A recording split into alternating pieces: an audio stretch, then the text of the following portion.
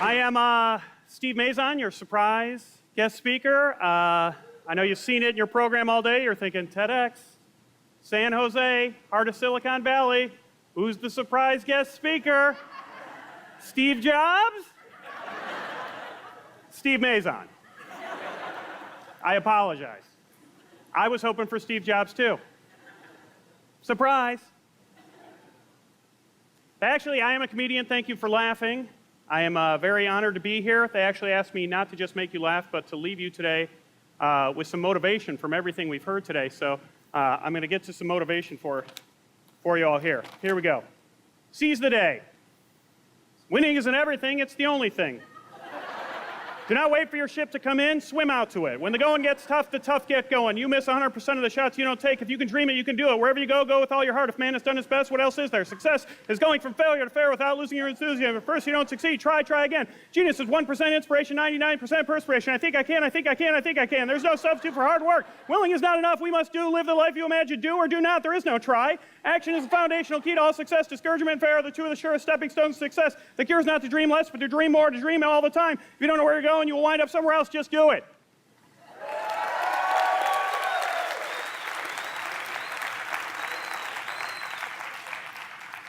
Some pretty motivational quotes from some pretty inspirational people, including Lombardi, Proust, and the little engine that could. I heard those quotes growing up all the time. When I first heard some, I memorized them. Others I wrote down. But not one of them motivated me for more than a day or two. It was a much less inspirational quote that inspired me from a much less famous person. It was a doctor at UCLA. He said, Steve, you've got inoperable tumors all over your liver. Worst case scenario, you have 5 years to live. Okay, maybe not as elegant as Proust, but pretty effective. Okay, bad news. I had cancer. I was dying. But I got more bad news. You are all dying too. Maybe not from cancer, maybe not as rapidly, but unless someone in here is a Highlander, we're all going to die. If you don't get that reference, I suggest that you spend 2 hours of whatever time it is you have left watching some awesome Sean Connery movies from the 80s. Okay, I'm not a doctor at UCLA. I'm not even a doctor at DeVry. But I've basically just given you all the same diagnosis I was given. Your time is limited. And that's a real diagnosis, so what now? Okay, like most people when they're told they're dying, you're probably going through the 5 stages of grief. The first stage is denial. I'm not dying, I'm healthy. I'm going to get a second opinion from some other comedian.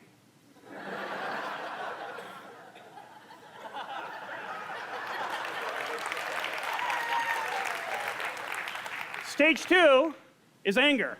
This is a comedian at the end of the day telling me I'm dying? Can't we get that robot from the first session to come back up and tell a few jokes? Stage 3 is bargaining. Okay, we're all dying. Maybe there's a mortuary that offers a Groupon.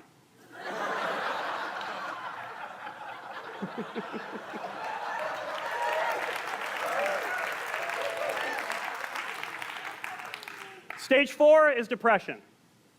Well, it feels like a depression, but trust the Wall Street Journal. It's really just a mild recession. Stage 5, the final stage, is acceptance. Okay, I'm not immortal. Maybe my only hope is to live long enough that Willard Scott will announce my name on my birthday. Well, we can all hope for that. So what now? Well, let me tell you what I did when I was told I might only have 5 years to live. First of all, I got a lot of advice. A lot of friends wanted to help. A friend of my wife told me that maybe this news would give me a whole new perspective, that maybe I should look at cancer as a gift. A gift? Cancer is a gift? Well, she is definitely not the person in the office you want drawing your name at the Secret Santa.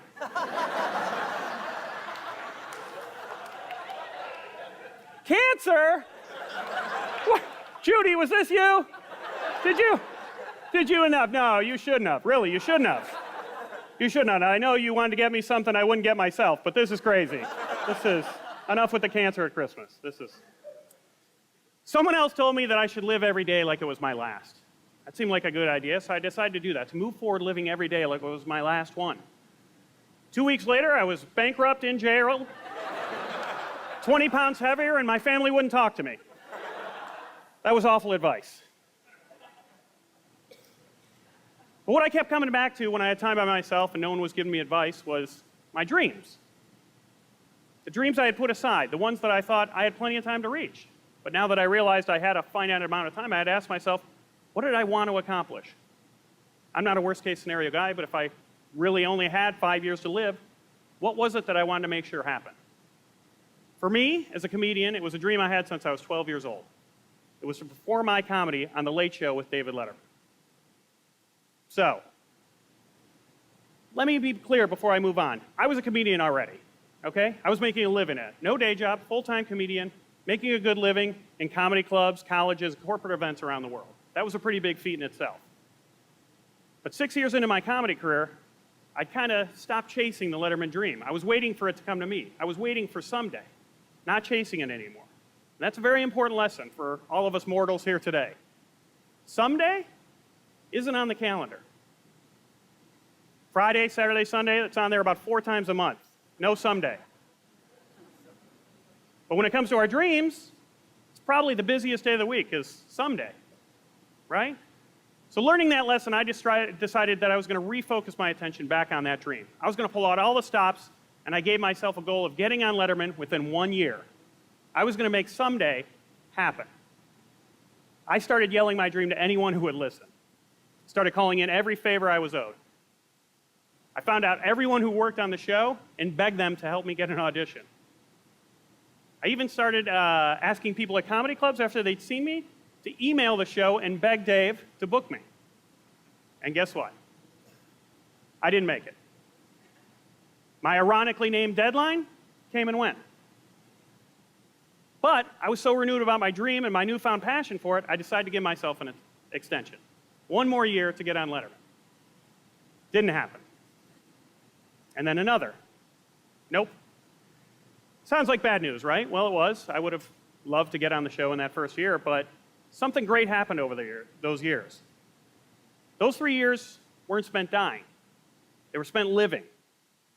Living a dream. And let me tell you, there is something, if you've ever chased a dream, you know that it lights a fire in your heart.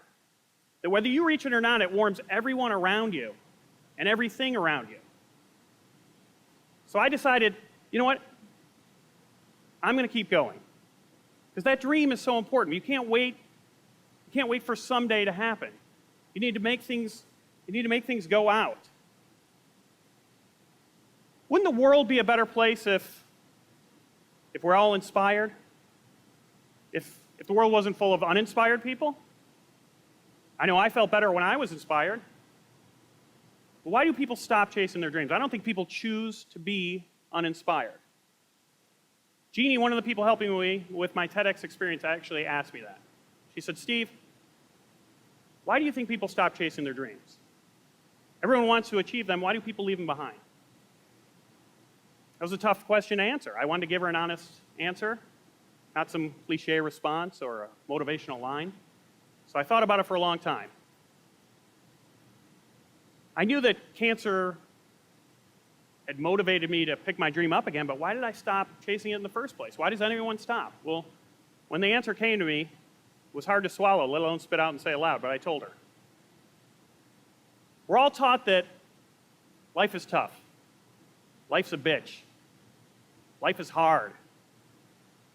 But it's not. It's pretty easy, right? It's pretty easy to skate by and go through life, right? We wake up every day, most of us in the world, with a roof over our heads, a big comfy bed under our butts, fridge full of food. Most of us in the world, especially here in America, never have to worry about starvation or homelessness. We have friends and family that will help us out when those things come. Those are the things that made life dangerous 100 years ago. Now we complain if life isn't convenient.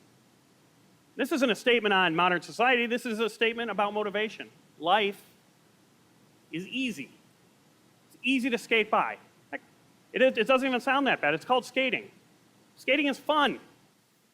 Who doesn't love skating? I love skating. Who doesn't love skating? German judges.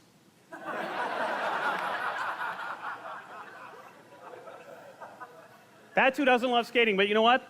This time the German judge is right. It's pretty easy to grow up, put your dreams aside, leave your passions behind, take a job that you don't even really mind, raise some kids who will most likely be inspired to do the exact same thing, go from point A to point B to point C until you end up at point Z, where you pass away and there's a line of people waiting to get up and tell everyone else who knew you what a good life you had. Nothing bad about that, nothing wrong with that, but nothing great about it. Nothing inspiring about that. The awful truth is that life is easy. Living, truly living, chasing a dream and truly living is hard. Living is a bitch. Living is tough, especially when you switch it and you ask yourself, what am I dying to do? What is it that puts that fire in my heart? Answering that question isn't the end, though. That's really just the spark. Because once you get that fire burning, you need to feed it.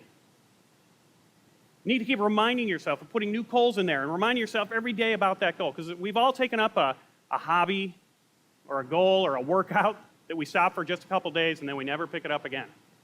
You need to constantly remind yourself that you're dying and that you're dying to do something. Because the minute you forget, life creeps right back in. And life is easy. I have a friend named Joke. As in, tell me a joke. I think as a comedian, we were destined to be friends. She told me a story about her dad talking to her about love when she was younger. And her dad told her, don't look at love as an object, not a thing, not something to obtain, not a noun. Look at it as a verb. As something to do, something to act on, something to constantly give action to. I love that story. And I think a dream works exactly the same way. It's easy to look at a dream as something way off in the distance, something that might or might not be accomplished, a thing, an object, a goal, a thought that runs through our mind every now and then, a noun. But dream is also a verb. It has to be lived, it has to be done, it has to be furthered, it has to be acted upon, it needs to be chased. It's not just an idea or a result. To dream encompasses every step that it takes to get there. I told you about my dream. I didn't reach my Letterman dream by my deadline or my extended deadline. Nope. It took me 5 years. 5 years of living.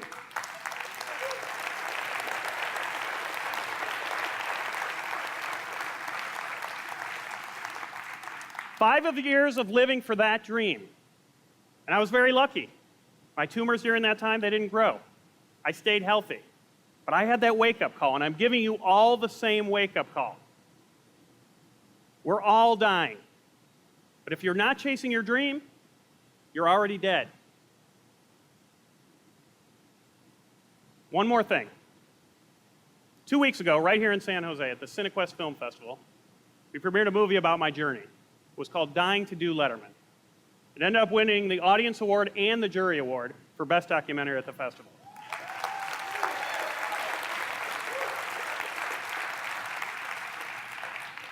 Everyone who saw the movie and came up and talked to me told me that it inspired them to pick up a dream they had left behind or to chase another one harder. To keep that dream alive, we handed out these buttons. These promotional buttons that say, I'm dying too, and then they had a blank on it. And we would personalize them for everyone that came up. We would write their dream in there, what it was they were dying to do. Today I'm wearing one that says, I'm dying to make people happy I wasn't Steve Jobs. So thanks for going along. Well, my point is, one of the sad things about all these buttons when we were handing them out is a lot of people didn't know what they wanted us to write on the button. They had to think about it. After a couple minutes, I would let most of them off the hook and just put some short-term dream like, I'm dying to have a drink. I'm dying to eat pizza. I'm dying to get some more sex. Apparently, San Jose has a lot of horny, hungry people.